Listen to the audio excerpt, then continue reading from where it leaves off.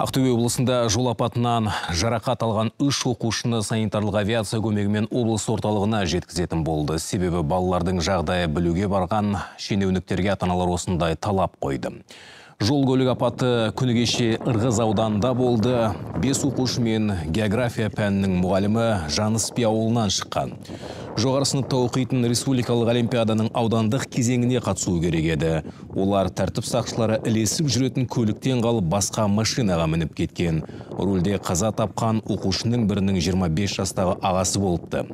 Жарты жолға жеткенде ол қарсы бағытқа шығып жүк көлігімен соқтығысқан. 2 оқушы мен мұғалім сол жерде көз жұмды. Ал жүргізуші қамауға алынды. Оған қос бірдей бап бойынша іс қозғалды. Осы қайғылы оқиғаға қарамастан білім жарысы ұйымдастырылды. Шенеуніктер оны кейінге шегеруді жөн деп шешпеген. Ал жарақат алған 3 оқушы түнге дейін облыс орталығына жеткізіледі. Облыстық балалар ауруханасына аудару жоспарлануда санитарлық авиация қызметінің арқылы. Ата-аналардың өтініштерін ескере отырып, әрі қарай емін облыстық деңгейде профильдік бөлімшеде жалғастыратын болады.